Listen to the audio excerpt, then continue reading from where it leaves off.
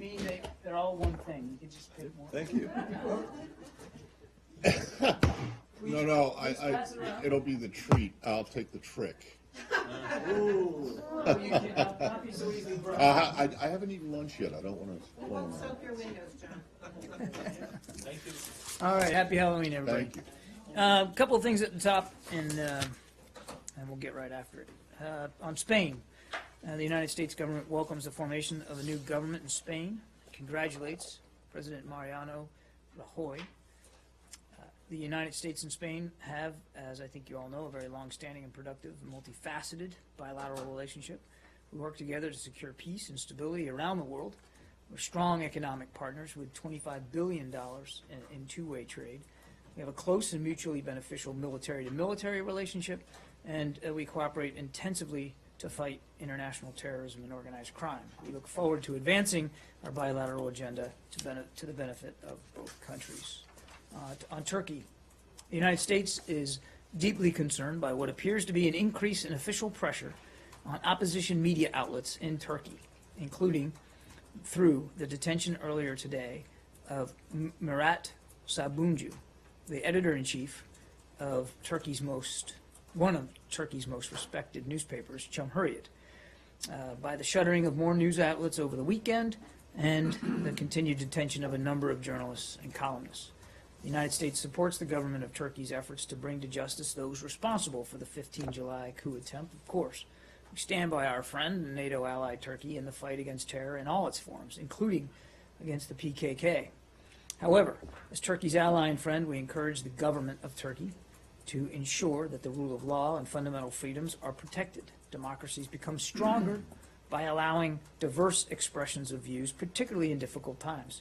Suppressing speech and opinion and the press does not support the fight against terrorism and only encroaches on the fundamental freedoms that help ensure democracies remain strong. And with that, we'll go to you, Matt. Right.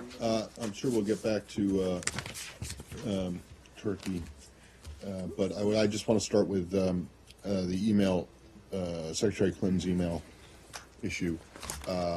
On Friday, after Director Comey's letter was sent to Congress, Mark told us that you guys had no idea about it. You hadn't been contacted as far as he knew, but you would be you're ready to cooperate however you can.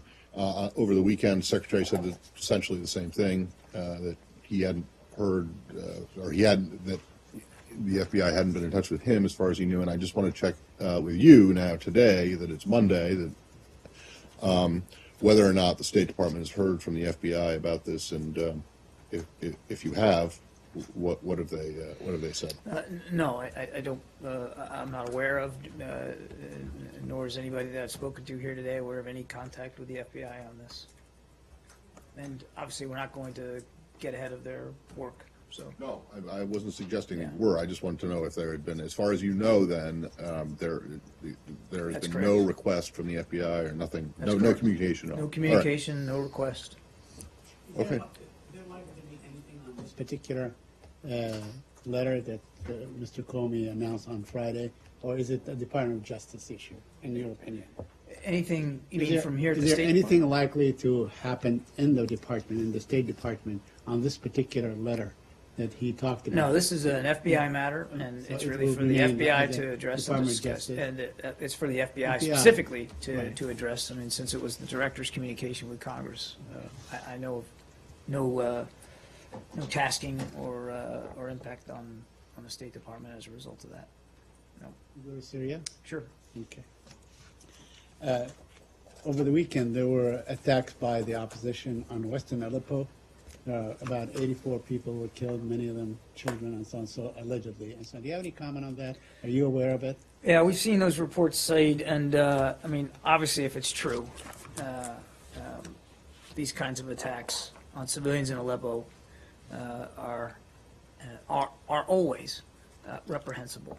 And so, if these particular reports are true, they would likewise be reprehensible and completely non-defensible.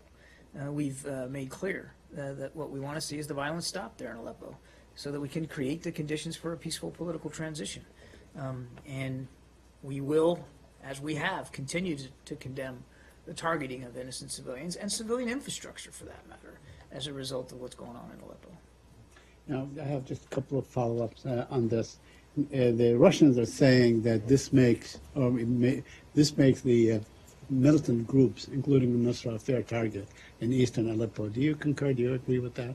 Al-Nusra has always been outside the cessation of hostilities. But it is located in eastern Aleppo. I mean, it is probably in neighborhoods where civilian population is concentrated. Is what you're asking that we Yeah. think it's okay to target eastern Right. Aleppo and not western Aleppo? Right. No, we don't. Al-Nusra has always been outside the cessation. And so, as I've said before, remain fair targets as a UN-designated terrorist group. But in the pursuit of Nusra, or Daesh for that matter, there's no excuse for targeting innocent civilians or damaging civilian infrastructure in the effort to go after them. I mean, look at how the coalition works in Iraq, and the care and the attention that we give to. I'm sorry to interrupt, but how is that different from what is happening in Mosul? How is in Aleppo it's radically targeting militant groups It's, in Aleppo is it's different? radically different, and I've seen comments by the Russian Foreign Ministry. In fact, I think Foreign Minister Lavrov in particular about how it's the same, and it's absolutely not the same. And to compare the two is frankly insulting. I mean, in Aleppo, you've got the regime laying siege to a city with the support of their biggest backer, Russia. In Mosul, you have an entire coalition of some 66 nations who have planned for months, so with the vast support and legitimacy of the international community, to retake a city from Daesh over a period of months in support of Iraqi security forces. In Aleppo, you've got, yes, the al-Nusra is in Aleppo, and al-Nusra has been resisting the regime. They are in relatively small numbers, but the bulk of the resistance in Aleppo is coming from our opposition groups, moderate opposition groups, and civilians. And they are becoming the victims of the attacks by Russia and the regime. In Mosul, you have Daesh, which had basically taken over the city more than 2 years ago.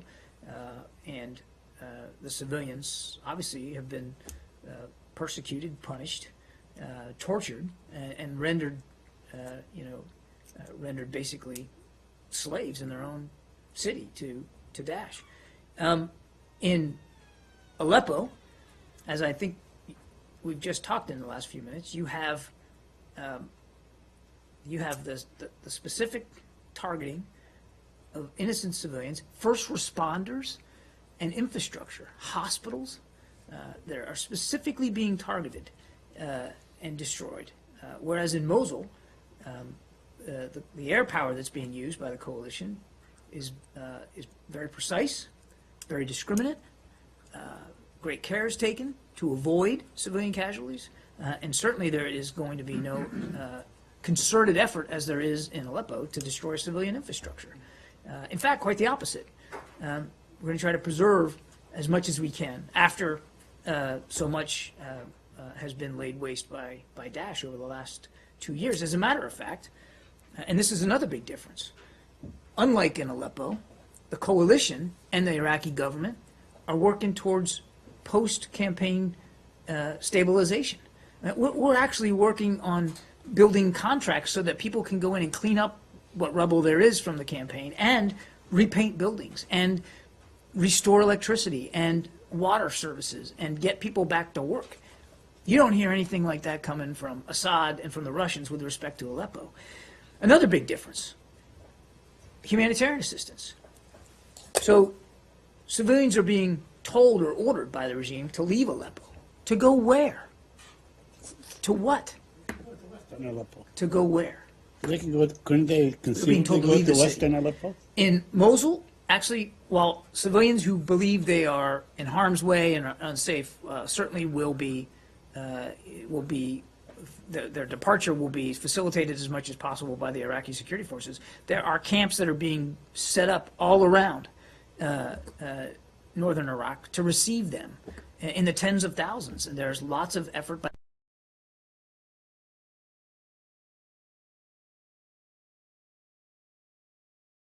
military operations that are being conducted in Mosul are being done in such a way that if they don't feel threatened, civilians can stay.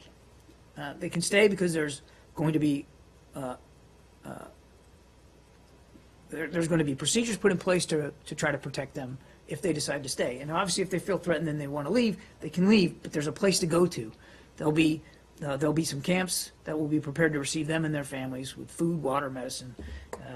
So, look, I mean, I could go on and on. The differences are vast and great. And any suggestion by the Russian government that they're this one and the same is ludicrous. And I can tell you the secretary feels exactly the same way.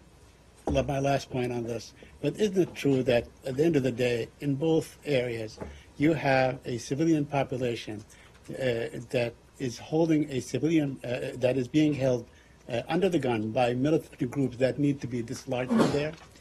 Well, I think in Mosul, certainly, the population of Mosul has been under the jackboot of Daesh now for about 2 years, or a little bit more. There's no question about that.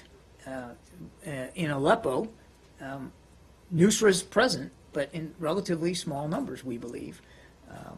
And the opposition groups there are actually working on behalf of, the moderate opposition groups, working on behalf of the Syrian people, the Syrian citizens of Aleppo, to try to free them from the assault that's coming by their own government.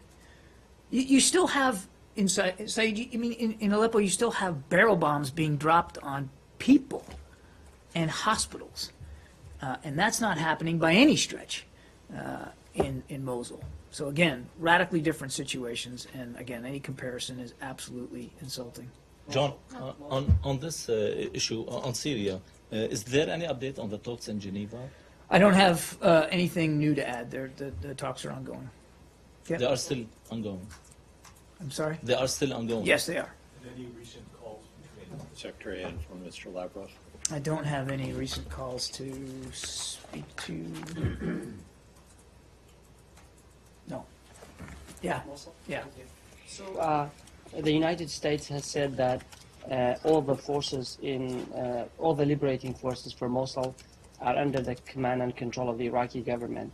But that increasingly seems to be true more in theory than in practice. For example, if you look at what the Shia militias have been doing and have been publicly saying, is a support for what I just said. Today they announced that they have liberated single-handedly 17 villages, including predominantly Sunni villages. That's what the Shia militias are saying. And they are a few kilometers from the Mosul airport. How can you assure the Sunni residents of Mosul and that this is actually happening in practice, not just on paper? Well, I'm not going to give tactical battlefield updates. You know darn well I'm not going to do that. I can't confirm the veracity of comments by Shia militia members and whether they've done all the things you claim or you say that they claim they did.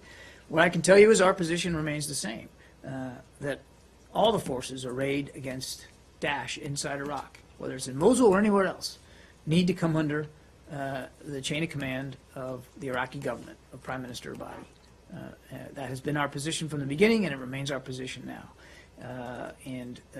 Anybody in this fight needs to be part of that task organization. That's what we want to see. I can't confirm that which Shia groups are doing that and which ones aren't. I'm not blind to the fact that there's probably some groups that are holding themselves outside that architecture, but that is not, in the end, going to be a productive way to succeed against Daesh in the long term in Iraq. Now, as for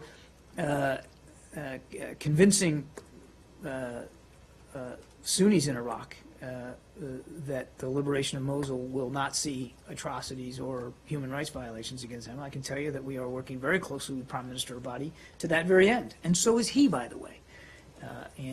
He's mindful and is watching very closely the conduct of his own troops and in fact, the conduct of all troops involved in the Mosul campaign. And we're all going to be watching that very, very closely.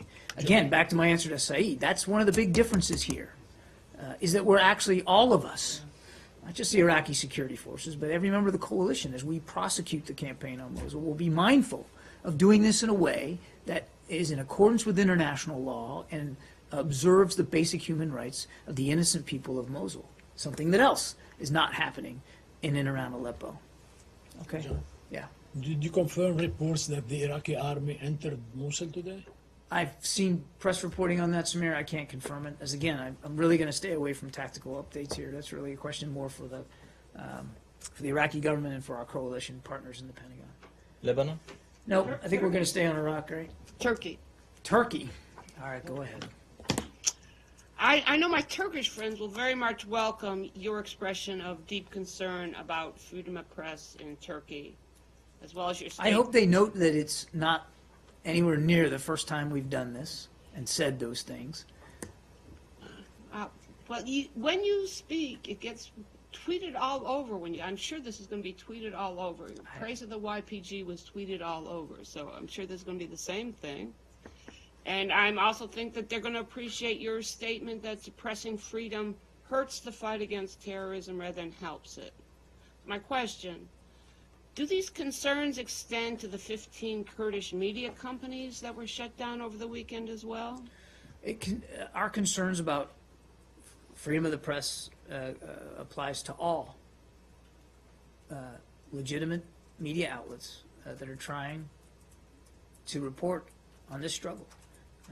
And certainly all those in Turkey. It applies to everybody. Now, I chose this particular case to highlight in Cumhuriyet's case, but sadly, over these last many months, I have had to stand up here and talk about our concerns over press freedom in Turkey in many other different cases. And I can assure you that the United States government, writ large, supports press freedom around the world, and certainly that applies to Turkey. And the Kurdish To media. all legitimate media outlets. Deputy Secretary Blinken will be addressing the American-Turkish Council tomorrow. Do you expect that he will use that as an occasion to convey these concerns to others? I don't want to get ahead of the Deputy Secretary's engagement, but I can tell you that this is something that we routinely raise, and I certainly wouldn't rule it out that it would come up. Finally, Secretary Kerry and the Turkish foreign minister spoke over the weekend. Do you have a readout of the telephone call? They did speak over the weekend. I think they spoke about, obviously, a range of issues, mutual concern to us, the fight against Daesh, the situation on the ground in Syria. Certainly, Turkey has been at the table in the multilateral format when as we continue to try to get a cessation of hostilities in place. And they also talked about the travel warning that we issued over the weekend. I think the Secretary afforded himself the opportunity to walk through the logic behind that. And we don't issue these travel warning updates, especially ones that are not just pegged to the calendar. We don't issue them lightly. We take them very, very seriously. And I think he appreciated the opportunity to update the foreign minister on the thinking that went behind that. That call was when? Hang on a second, Matt. Well, was it before or after the travel warning? Because I believe the Turks said that they wanted some clarification. It Did was it on happen? Saturday, and I believe So- the phone call came after the travel warning was issued. And John, why Wait, do you wait, think wait, that citizens in Wait, Istanbul are more hold on. vulnerable? What was on Saturday? The phone call. So he told him in advance, The phone call was on Saturday? Didn't the travel warning come out yesterday? No, Saturday. No, They came out Saturday? All Came right, out- so it was the phone before- call came. No, I'm pretty sure the phone call came after the travel warning. Why do you think the families of consulate employees in Istanbul are more vulnerable than those elsewhere in Turkey? Well, again, that gets into intelligence concerns, and I can't talk about that publicly. Again, we wouldn't issue that kind of an order of departure if we didn't have good reason to believe it was prudent and the right thing to do. Yeah. Lebanon? Turkish Justice Let me Minister, stay on Turkey Yeah, here, and thank then we'll you. get to Lebanon. I promise we'll get to Lebanon. John, Turkish Justice Minister was here in Washington last week, and he met with his U.S. counterpart to discuss Turkey's official request for the provisional arrest of Fethullah Gülen over the July 15 coup attempt. And I was wondering if you have any update on that. I don't, you'd have to talk to the Justice Department on that. We didn't participate in that meeting. Go ahead, Michelle. Turkey? Can I finish Turkey? Sure. Thank you. And thank you for the statement of concern, deep concern. Many people are wondering whether have you tried to get any more from the Turkish government officials regarding this recent crackdown? Basically, 170 media organizations are shut down and over 2,500 journalists lost their jobs, and 15 of Kurdish media. Basically, there is no Kurdish media left in Turkey right now. What's your understanding? Is this still coup-related, or what is this increased crackdown on Turkish media? Well, I think that's a better question put to Turkish officials. I've been talking about press freedoms in Turkey well before the coup happened in July. And since the coup, we have certainly seen an increasing trend of restriction on press freedoms in Turkey that one must only conclude is at least partially related to efforts to deal with coup plotters. And as I said in my statement, we recognize that Turkey has a legitimate right to investigate this and to protect itself against the possibility of future coup attempts, and to get to the bottom of this and to figure out what happened and who was responsible. We recognize that, but we want them to do this in a way that is in keeping with international law and their obligations, actually to their own constitution, in which freedom of expression is enshrined. So I can't speak to the motivation of each and every act that they take. I can only say what I've said before, that we're obviously concerned about this, and we're going to continue to have conversations with Turkish leaders about that. Just one more. Last week, Diyarbakır's co-mayor's detainment, I think Mark Toner was talk about that. Now that they are arrested, Mark said that the U.S. is closely monitoring the situation. Now that they are arrested and there are accusations, what is your understanding? Do you? I don't have any updates to what Mark put out on Friday. We're obviously, as he said, concerned about this and closely monitoring it, but I don't have an update for you on the Mark arrest. didn't say they are concerned. They said U.S. is closely monitoring. Now you are concerned about the state. We wouldn't closely monitor it if we weren't concerned. So I don't really see the big difference there, but I don't have anything to update for you. Lebanon. John, you issued a statement on the elections, and you said you congratulated the Lebanese people on the election of President Aoun, and you asked the parties to uphold Lebanon's international obligations, especially UN Security Council 1559. Yes, I remember what I said. Yeah. And 1701. Good. You didn't mention, or you didn't talk about President Aoun. How do you view President Aoun? Do you have a good relation with him? I mentioned him in the first sentence. Yeah, but you didn't talk about him. How will you cooperate with him? How do you view him? Do you have a good relation with President Aoun? Well, look, we look to the Lebanese leaders to form their new government in accordance with the Constitution, and we expect all parties to comply with Lebanon's international commitments and obligations. Not the first time that we've confronted a challenging political environment, shall we say, in Lebanon, and yet still been able to protect our shared interests in Lebanon's stability and security, independence and sovereignty. So the Lebanese people spoke. This is their new president, and we're going to move forward and look for ways to continue to do exactly that, to protect our interests in Lebanon's future success. The Lebanese parliament spoke. The Lebanese people through their parliament spoke. But Isn't that the same thing? Well, I suppose it is. Okay. But usually when a new president of any country is elected, isn't protocol for the White House to put out a statement? I don't know. I'd have to defer to White House protocol. I don't know what the practice is. You didn't answer my question, John, too. Do you have a good relation with President Aoun based on the past relation? I don't know. I don't know what the status of our relationship is specifically with President Aoun. I don't have that level of depth of knowledge. But what matters is moving forward and seeing him make the decisions that he now has to make, watching him and his actions, and where he wants to take the country, a country which has been needing a chief executive for what, more than 2 years now. So we'll see where this goes. So there's no concern about his connections or ties or the support for him from Hezbollah? Look, I mean, we're mindful of the endorsement that he got from Hezbollah, which is a foreign terrorist organization. I mean, it's not like we're not blind to that. And obviously, we're deeply concerned about, what Hezbollah is doing in the region. Well, But we're going to judge the new president on the decisions he makes going forward and the actions he takes in leading this government, forming this government, and then leading it. So we'll see. We'll see where it goes. So at the moment, at least, you don't have any particular concerns about Hezbollah playing a larger or a greater role in the Lebanese government than they have in the past? Obviously, that's presidency. not an outcome that we would prefer to see.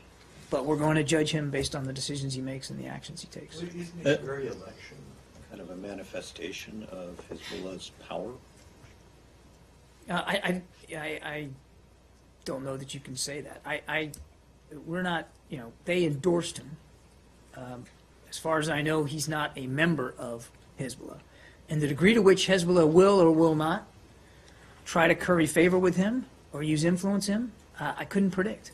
But again, really it comes down to the new president and the decisions that he makes, and where he intends to take his government and the future of Lebanon. As I said at the outset, we have proven in the past, even under difficult, challenging political times in Lebanon, to be able to protect our shared interests, not just U.S. interests, but Lebanese interests in a more, or in a,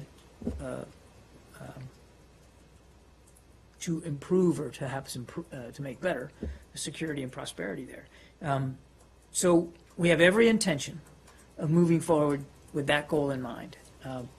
And we'll see what the new president decides to do. Did the U.S. ambassador attend the ceremony today? I don't know. I'll have to get back to you on that. I have no idea who is in attendance or not. Okay. Did the U.S. play any role in these elections, especially in coordinating between Saudi Arabia and Iran? We don't get involved in the affecting or manipulating elections overseas. Ali Akbar Wilayati, Okay. a senior. Ever? Do you have an? Look, I'm not going back to 1776 here, guys. I'm just trying to talk about Well, this let's go question. back to like 1970, 1970. Come on, guys. Come on 1970s. now. Come on. We're not. Okay. We didn't involve Italy, ourselves in the election in 1970s. Lebanon. Can we just stay on today's news, please? Not the news from the Eisenhower Ali administration. Akbar Wilayati, a senior advisor to Ali Khamenei, has said today that the election of Mr. Aoun as Lebanon's president is a great triumph for the Islamic resistance movement in Lebanon and for Iran's allies and friends. Do you agree on that? What we hope is that this election is a win for the Lebanese people. And as I said, I'll say it again, that the direction that he takes, the leadership he decides to show, the government he forms, that'll be the real test here. I mean, this just happened, and you want a referendum from the United States on it. Let's see where he goes. Let's see the decisions he makes. Let's see what kind of leadership he intends to exude and to demonstrate. And then we can have that discussion. We are committed to seeing the Lebanese people, now that they have a chief executive, prosper, be more secure, and have a stable future for their children. That's where our focus is going to be. But isn't the election alone a testament that the fact any logjam in Lebanon cannot be broken without the consent of Hezbollah, representing a major portion of the Saeed, population? I think I addressed this with Arshad. I'm not going to. What we believe, what we hope, is that this is a win for the Lebanese people, and that's where we want our focus to be. And my last question on this. You have another one? The last one. Will the election of President Aoun affect the U.S. aid to Lebanon, especially to the Lebanese army? Well, look, I mean, on aid, as we do with any other country, we regularly assess our assistance programs to ensure that they comply with U.S. law, and we're going to do the same with Lebanon going forward. Yeah. Was Lebanon a topic of discussion between the secretary and the Saudi foreign minister last Monday? I don't have a readout of that conversation, Samir. I don't know. I don't know. Yeah. Can I go to You the, said one thing. You said that you will assess the U.S. aid to Lebanon after the elections. Do you mean? We routinely and regularly assess our assistance programs. It's not about pre-election, post-election. We do it all the time. We talked about this with respect to Saudi Arabia in the wake of the October 8th airstrike, and I told you that, yes, we were conducting a review, but we always review aid and assistance. That's no different for Lebanon. No different for can we go Lebanon. to the Palestinian-Israeli issue? Sure. Very quickly. It seems that last October 9, the Israeli foreign ministry suggested in a meeting that relocating the Dimona settlers into another place in the West Bank is contrary to international law.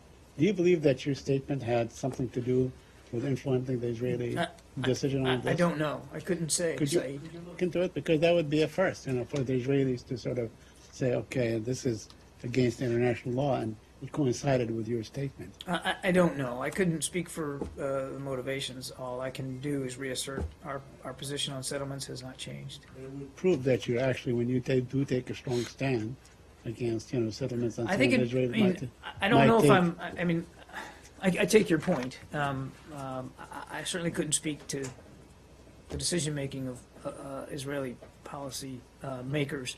We've been very clear and consistent about our position on settlements, and that's not going to change going forward. I don't know that I can take that question, because I really think that that's a question better answered by Israeli authorities. Things. The Israeli government or the Israeli ruling coalition said that they will boycott the Arab parties in the Knesset. Do you have any comment on that? Because that's really like boycotting the smaller parties and other coalitions, especially the Arab minority in Israel. Yeah, I think the only thing I would say is I'm not going to speak about internal politics. It's And then my it's really last out of my one lane. is for Israel for the second time this month demolished a Bedouin village in the Negev, displacing the same families over and over again. You have Yep. any comment on that?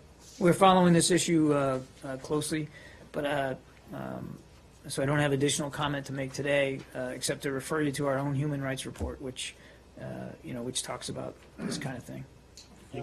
Asia, as I'm sure we're going to. Can I just ask you Man, about? guy's got eyes in the back of his head. No, He I don't have nailed eyes you. in my back of my head. I just saw these guys all. He and I know he they- nailed you.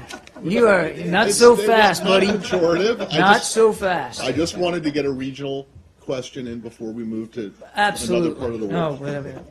Bahrain. Are you sure you don't want some chocolate? It May- might just improve maybe your mood. after I have my lunch. Bahrain. Bahrain. You guys, Mark said on Friday, you guys would be sending someone to observe Nabil Rajab's trial. The hearing happened today, and then they postponed the case until December. His supporters have just about had it with this. I think this is the fourth postponement to this case, and they say his health is deteriorating rapidly in prison. So I'm wondering if you have any comment on the postponement of the case, and then also. There was another case, which I don't know if it's been resolved or not, but of an American child, a young boy, who, along with his mother, were prevented from leaving. They are the wife and son of a opposition activist who was in London. And because the child is an American citizen, I'm just wondering if you have any update on that case. Yeah, let me take the Rajab first. And you didn't ask this, but just to let you know that we did have representatives from the embassy at today's hearing. We understand that, as I think you rightly noted in your question, that his next court date has been now scheduled for the 15th of December. At today's hearing, it became clear that the government lacks evidence to support its case. And so once again, we reject the charges against Rajab and call for the government to release him. We have repeatedly expressed our concern about this case. We strongly urge the government of Bahrain, as we have in the past, to abide by its international obligations to respect and protect freedom of expression. On your other question,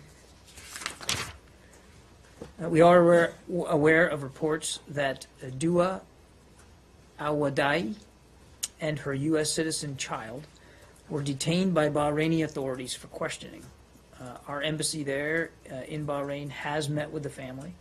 The State Department takes seriously its responsibility to assist U.S. citizens abroad and stands ready to provide all possible consular assistance. Due to privacy considerations, I can't comment more. But as far as you know, the situation has not yet been resolved? As far as I know, it is not All right, yet been and then resolved. on the first thing, I mean, so you guys have raised concerns directly to the Bahrainis today after the, I do not know if postponement? those concerns were raised today after the hearing. I do know we were there. I don't know if we actually physically relayed Okay, those I will. concerns.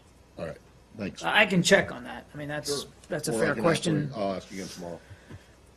Whatever you prefer. Well, anything to forestall this coming up again tomorrow, so I'll see if It's I not can. going away until I didn't until know. your I'm not, concerns and are I wouldn't addressed. expect that it would. We're following this closely. Believe me, we want the appropriate outcome here for Mr. Rajab. But I'll see if I can find out if Thank you. anybody raised it privately today. Yeah. Go back to Turkey, because I thought we were done with that. yeah, you. I mean, we were on Turkey for a long time. You were done with a statement that you are observing, following, keeping track of the developments. But is that what you want to say to the journalists on the ground there who are being, arrested, harassed? Like, is there, and till when you are observing? Is there something that, what exactly is you want to say to the journalists who are suffering there? Because the European Union is actually formulating something about issuing something on and taking some concrete measures. The members of European Parliament are discussing that. So just observing. So you're letting Look, them. it's not just observing, and I kind of reject the notion in your question that that's all we're doing is we're just observing and I get up here and say things from the podium, which I recognize that you might not think is significant. We believe it's very significant that we stand up here publicly, on camera and on the record, and are not afraid to talk about our concerns about press freedoms in Turkey, or anywhere else for that matter. But it's not just that. I mean, our diplomats there, Ambassador Bass, routinely raises our concerns over press freedoms in Turkey, and he will continue to do that. We work very hard to try to secure and enhance and improve freedom of the press in all places around the globe, because we believe that what you guys do is important. In fact, we believe what you do is vital, particularly in a democracy. And Turkey's a democracy. They have a constitution which enshrines the freedom of expression and the press. And all we want to see is Turkey succeed. And we believe that one path to success is to observe the very principles that are enshrined in its own constitution. So I'm sorry, I take a little issue with the tone of the question that all we're doing is talking. We are very focused on this, and I don't see. Wait a second, I don't see another government out there that's doing more or making more of an issue or more concerned about press freedoms in Turkey. No other nation that I've seen or I'm aware of. So I haven't seen what the EU is doing, and I'll leave it to them to describe how they're going to approach this. But the United States has been out in front in terms of speaking to and trying to improve press freedom there and in many places around the world. And I stand very, very solidly behind the work that we're doing on behalf of your ability to do your job. And the other one is, do we have any updates on the investigation that Saudis are supposed to do on their collateral damage in Yemen? This is the October. Yeah. Yeah. So, as I said, I think last week to Matt, they have put out some initial results, which we welcomed because they acknowledged that mistakes have been made. But they are still working through that, and we look forward to hearing from them as they learn more and uncover more lessons learned about what happened there. So I don't have an update, and again, that wouldn't be, even if I did, it wouldn't be for me to speak to. It'd be for the Saudi government to speak to. Okay? Yeah. Can I move to Asia? I don't know, Matt. Is it okay? Yeah, okay. Okay, we can move to Asia. We're moving to Asia. Let's go. About the Cross-Strait Peace and Development Forum, actually, is holding in Beijing at the moment. And Taiwan's KMT chairman is there, and then she is going to meet Chinese President Xi Jinping tomorrow, actually. So anyway, this KMT and CPEC's forum is drawing much attention in current downturn in cross relation. So I just wonder how you make it, and will you encourage the ruling Taiwanese DPP government to have similar contacts with CPC? Look, I don't have anything specific with respect to that exact question. The only thing I would say is it's important for us to repeat that we maintain a one China policy based on the 3 U.S. PRC joint communiques and on the Taiwan Relations Act, which we believe has helped maintain peace and stability in the Taiwan Strait and in the region. We have a deep and abiding interest in cross-strait peace and stability, and it's important for both sides of the Taiwan Strait to understand the importance of these benefits and to work to establish a basis for continued peace and stability. But I don't have anything more additionally to speak to with respect to this gathering you're talking about. Yeah. Yes, the Malaysian Prime Minister is in China, and there are some, well, first, the Malaysian government is purchasing naval patrol ships from the Chinese, and so it's an indication of warming relations between Malaysia and China. Do you have any comment on that? I would say the same thing we've said when we had discussions of President Duterte's visit to Beijing. I mean, we don't view relationships in that region or any other as zero-sum or binary, and we would welcome better relations between Malaysia and China. These are decisions, sovereign decisions that they have to make, bilateral relationships that they have to form and to nurture and to grow. We certainly would welcome better bilateral relations between Malaysia and China, but ultimately these are decisions that those governments have to make. Yep. Some speculation that, I mean, these are indicative of these nations pivoting away from the United States. Would you reject that? I've seen speculation about that. We wouldn't share that assessment at all. Look, we have put a lot of effort, energy, resources, time and attention and talent into the rebalance. We remain committed to it. It is not just about military matters or defense relationships. It's much bigger and broader than that, and we're going to stay committed to it for as long as the administration is in office. But part of the rebalance, I think this is getting a little bit lost in the discussions of it. It's not, when you ask that question, it's like you're buying the notion that the rebalance is anti-China. It's not. It's not aimed at any one nation. It's aimed at making sure that we are securing our national interests in a vital region of the world. And we do that bilaterally, and we do that multilaterally. And to the degree that other nations in the region are forming likewise close, productive, peaceful relationships with one another, be it bilateral or multilateral, whether the United States is involved or it's not involved, all that's to the good. This is a region of the world which is literally the lifeblood of the global economy, and it's going to grow more so in the next 20 to 30 years. And so the rebalance, the whole logic behind it, is to help fashion the kinds of relationships and interconnectivity that can allow that prosperity to continue unabated. And that's what we're after. So you pick the country. Today you're asking me about Malaysia. With a better relationship with China, we welcome that. And we would likewise, we would welcome any improvement of bilateral relations between nations. Obviously, there's a significant issue with North Korea, and I understand that. North Korea has isolated itself from the international community, and we want the international community to continue to put pressure on North Korea. So I'm not talking about the warming of relations with the North here, but I am speaking in general about that particular region of the Pacific realm. Okay, so nothing. No concerns here. Actually, quite the opposite. We saw those reports and we welcome them.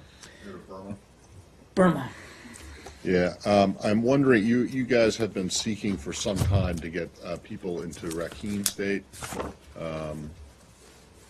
and without success. Working to get people into to take a look at conditions there, the situation with the Rohingya, and you've been repeatedly denied. And I'm just wondering if there's been any, if you have any update on that, and also whether you have anything new to say about your concerns there.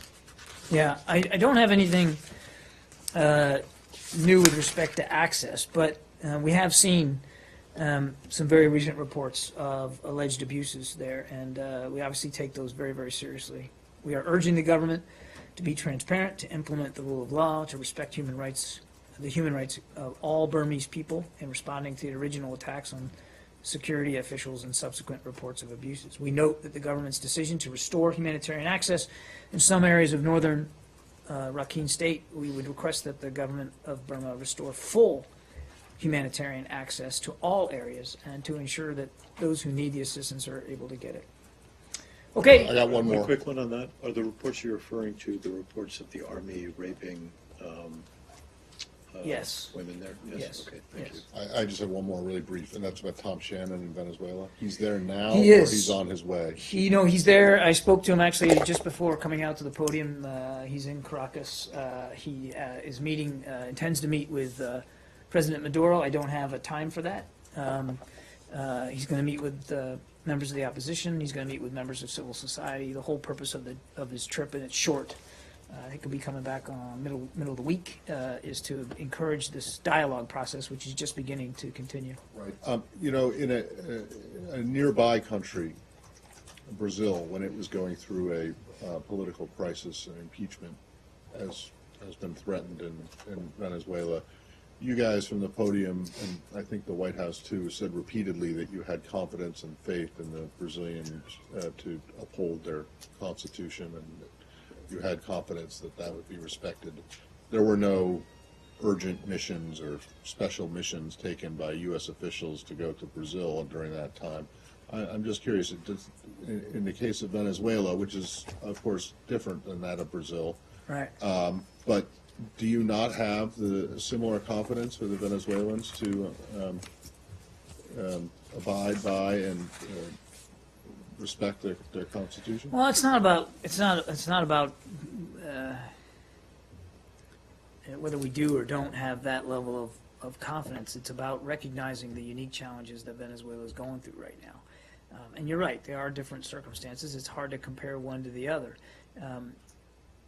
We are focused on trying to see an effective dialogue between and amongst Venezuelans across the political spectrum. We believe that's a necessary step to finding remedies to the political and economic challenges that they're going through. And so, since dialogue is our desired outcome, and we believe that that's the best way forward, Ambassador Shannon is making these trips. He's having these discussions to do just that, to try to affect that dialogue. That's the approach we're taking here in Venezuela. Obviously, it remains to be seen how successful he'll be. But his visit is a direct result. The one he's on right now is a direct result of a healthy discussion that the Secretary had on the margins of the peace ceremony in Colombia with President Maduro. So it was a good discussion, almost 30 minutes long, during which the President welcomed a visit by Tom in the midst of this dialogue. So, so he's down there, and we'll see where it goes. But I mean, I think you take one nation at a time here, and this is how we believe the best approach is to get to a better outcome. Okay, thanks everybody. Happy Halloween.